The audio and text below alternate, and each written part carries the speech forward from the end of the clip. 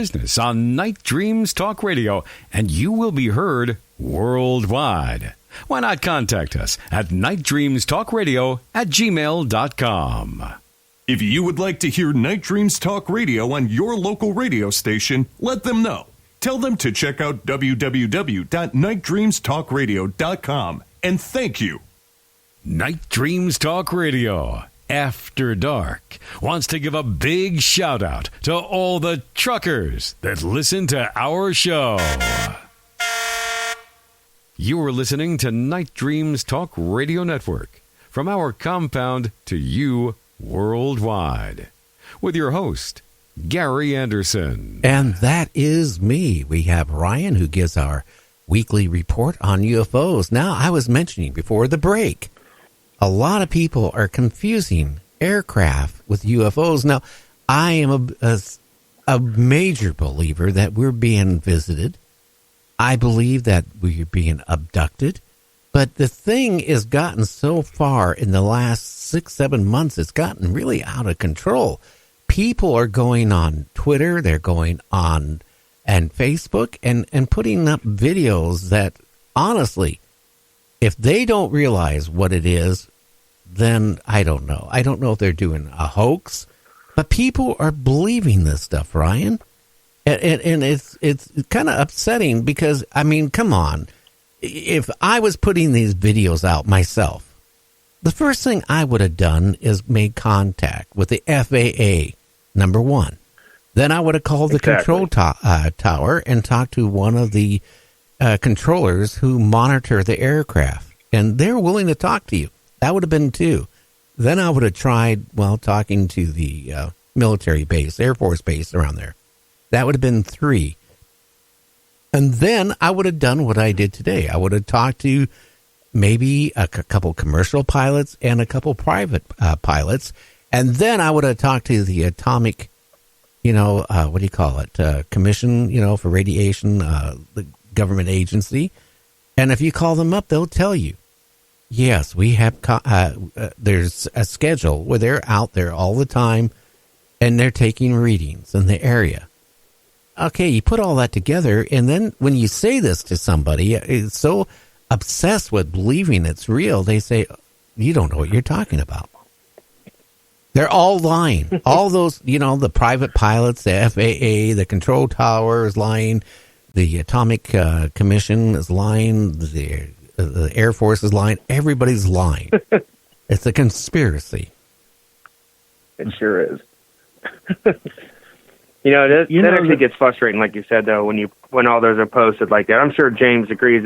You got all those people posting that stuff, and we've been in the field for a while, and you can kind of see when when you can call a spade. It gets frustrating, especially when you get emails about it, and then you go look at the video, and then you yourself make those phone calls like you did, Gary, about Las Vegas. I've done the same thing, asking the same questions. I even called the weather station. Or, to see how high the clouds were that day. And then when you get stuff confirmed, that's when it starts, over and over, it gets frustrating that people keep sending the same videos in. I know, but could you imagine you're on a commercial flight, which lands and takes off every couple minutes, because that's an international airport, right? Wouldn't these passengers, somebody sitting next to a window when a plane takes off and lands, they like looking at the area when it takes off? And when it lands, at least I do. And if these UFOs are right there, wouldn't they be seeing them? Wouldn't they be posting? I was on flight since and such, and I saw a UFO as we were landing. Come on, people. I know there is UFOs. I know that people are being abducted, but people are taking this thing to the extreme here lately. To the extreme. Yeah.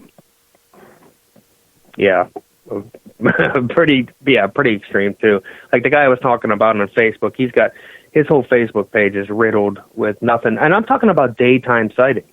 I'm talking as clear as a bell, a jet flying over. I mean, and he just doesn't want to give it up because of the first couple he's recorded. I'll admit they are pretty odd sightings. But after you know, you get 3 of those, and then the next, you know, 25 to 30 videos are literally of a jet. You know, that's when it gets a little overboard. Well, I had one guy, finally, I on Facebook, he took his mission to every day, and sometimes twice a day, he would send me pictures, he said, of UFOs. Basically, he could go out in the morning, and he would see a UFO. And at night, he would see a UFO, and he would send me all these pictures. Well, I got some software. One of them's Photoshop, and then I have some other ones for video editing, and I can zoom into things really closely. I've seen things in his picture like, oh, wow, that's an eagle. Or, wow, that is a helicopter. Or that is a Piper Cub or whatever type plane. But to him, it's UFOs. That's what he sees. It got to the point I had to block him because it was driving me crazy. I mean, every day, you know, well, here's a video, here's a picture, here's a video.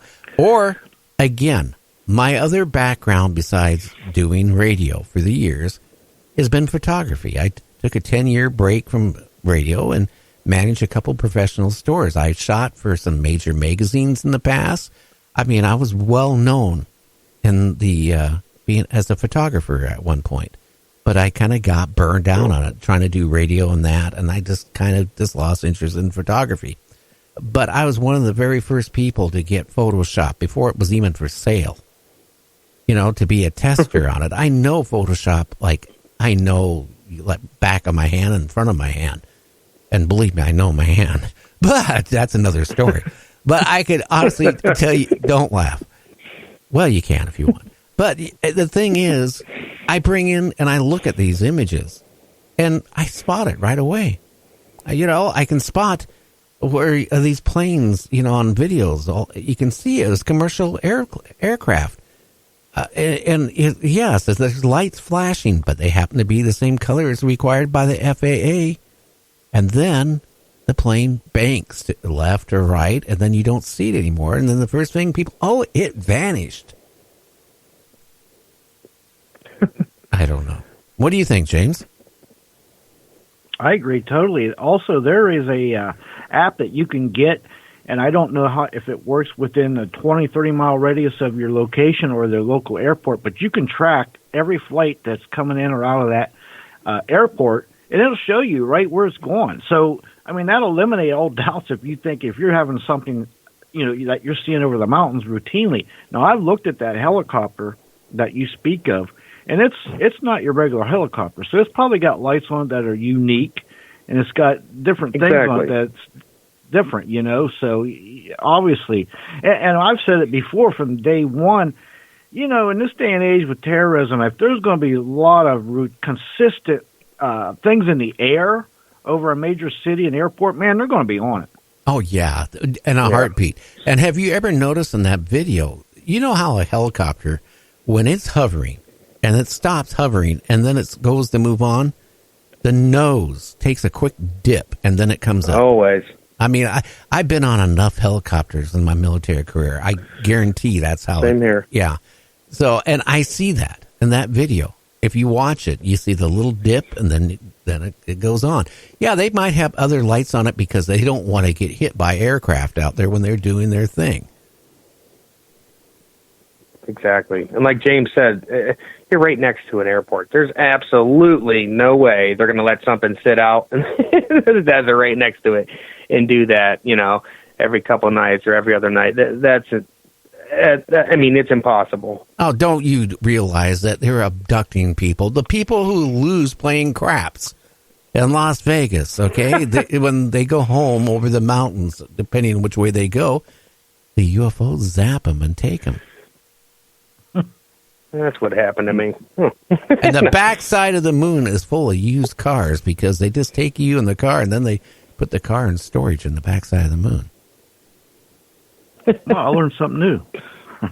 Want to buy a car? I didn't know that. Yeah. Found out where my car went. No, what I was going to also say, again, I also took a course on camera repair when I was general manager of these stores. Because my electronic background and all that stuff, I figured, well, why not? I could be a technician. So I learned camera repair, digital camera repair. Sensors on these cameras, including even video cameras, will get dust on them. Like, you can't avoid it, especially people who have cameras where they can swap lenses and do all that stuff. Now, depending on how they have their aperture opened up, okay, if it's closed, a real tight aperture, small aperture, that lens is going to be really sharp. It's going to pick up the dust spots. But if it's at a wide open or near medium opening, okay, those dust spots don't show. And what happens is when people are out daylight, they thought they took a picture and they didn't see anything, but when they go home and load it on their computer, they see these UFOs. Well, those UFOs, I hate to say it, a lot of times are dust spots, because people send me their pictures, right? The first thing I do is I open up their images. Okay, and then I start looking at, well, you know what? These UFOs don't seem to move. So here's a bunch of UFOs on this frame, and then, a couple more pictures later, they're stationary on the sensor. But people don't realize that. They see what they want to see. And that's normal. It is normal. Agreed. But it takes, it makes it harder for like Ryan to do his job. It makes it harder for me to do the job because there's a lot of people want to come on the show. And I just don't bring them on because they'll send me these images of these UFOs and stuff. And as soon as I open it up and if I realize it's not a real UFO, why would I bring them on the show? Yeah, really. Yeah. It's hard. And there's Somebody say something. We got dead air. I was going to say there's a lot of hoaxes out there right now for sure. I've seen a lot of them. I'm sure Brian does, and I know you do, Gary.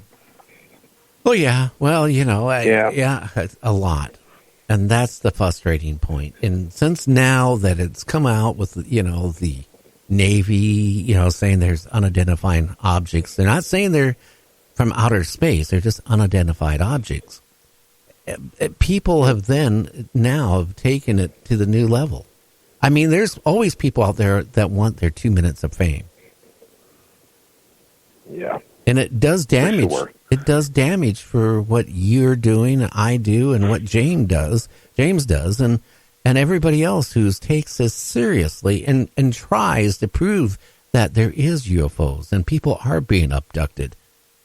But when you get a group of people out there that swear up and down, if you've seen how many people responded to what I posted, I go, oh, wow, I wish I never posted anything. Because they're all such believers of, yeah, okay, well, put it this way. For the last 2-3 years, Nevada, okay, Las Vegas, like clockwork, every week has a UFO. It goes around the same areas. Like clockwork. Yep. You know what else has been hurting lately too is there's been a lot of people hoaxing Bigfoot videos. A lot of that going on too. Have you seen the one where the Bigfoot is like in this little stream and is jumping up and down and acting like it's grabbing something out of the water? I haven't seen that one yet. Well, wait till you do. It's clearly, and the guy is really thin too. So that is a real skinny, Bigfoot.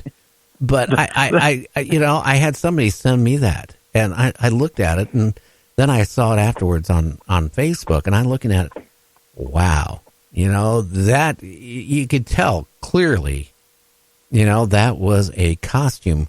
Hopefully he didn't rent it because, having his feet in the water up to his knees, I could think it'd do some damage to that costume. Yeah, the video that's been going around, it's got almost 500,000 views. It's from right here in my area, which is frustrating even more so. You can tell the guy is a short, little squat guy in a suit, and the guy that filmed it, he's so lucky. He filmed Bigfoot several times throughout the day in several different areas, all in the same park. And I mean, he's the luckiest guy I've ever come across ever. And you could tell it's not Bigfoot. Matter of fact, the one screenshot you can tell it looks like a big furry coat. You can almost see the zipper. Yep. I mean, it's not even. if you're going to fake, at least get Andre the Giant out there in a ghillie suit or something. Yeah, I mean, well, that would be hard to do because he passed on a while ago. Right. You can actually